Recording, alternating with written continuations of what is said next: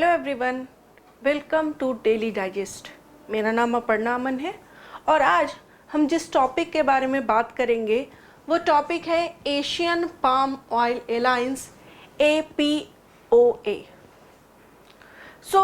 ये जो अलायंस है ये इस बार उत्तर प्रदेश में हुआ है और ये अलायंस एक जो फॉर्मेशन हुआ है इसका ये 51st annual general meeting and award function में हुआ है ये, और जो प्लेस है पार्टिकुलर वो आगरा है। आइए देखते हैं इस अलायंस में क्या क्या बातें हुई, क्यों ये अलायंस बना और क्या इसका इम्पोर्टेंस होगा, उसके बारे में भी हम बात करते हैं। सबसे पहले ये जो एशियन पाम ऑयल अलायंस है इसका जो फॉर्मेशन है ग्लोबल समिट में हुआ, जो कि आगरा में 21 सितंबर को ऑर्गेनाइज किया गया था।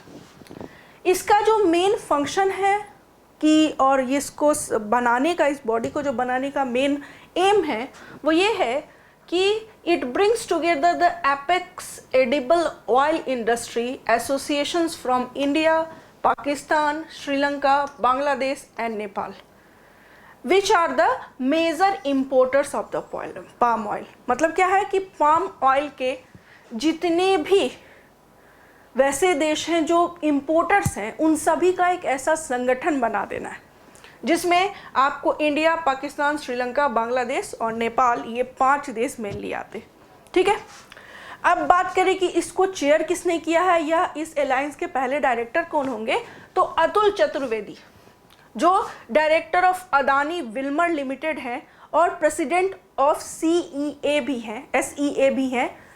इनको जो है फर्स्ट चेयरमैन इलेक्ट किया गया है इस अलायंस के लिए, पहले जनरल मीटिंग जब इसकी अभी हुई है उसमें। ओके,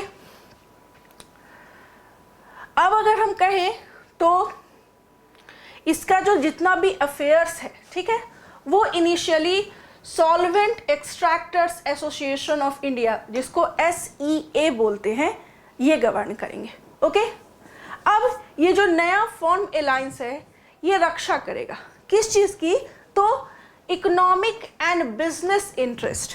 वैसे देश जो पाम ऑयल को इंपोर्ट करना चाहते हैं उनका आर्थिक और जो बिजनेस से रिलेटेड इंटरेस्ट है उनको प्रोटेक्ट करेगा। ठीक है, और एक लेवल प्लेइंग फील्ड भी देगा।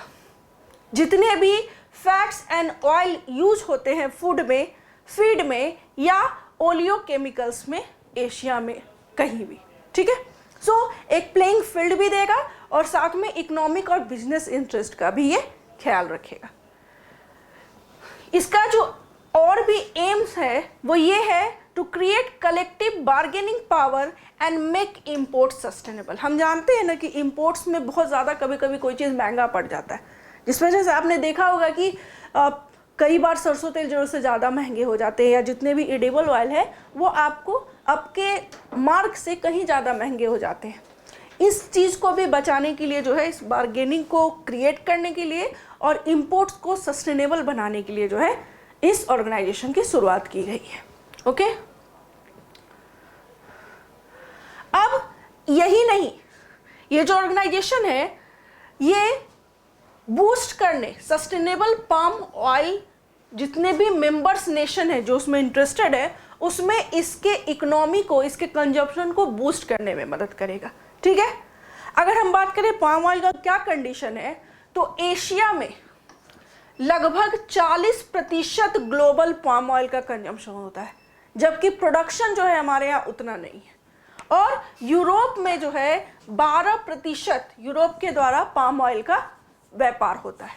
ठीक है, अब ये जो है अभी तक ये 5 देश थे, इसके अलावा भी इंडोनेशिया, मलेशिया और थाईलैंड, इन देशों के साथ भी ये अलायंस जो है आगे बढ़ने की उम्मीद है।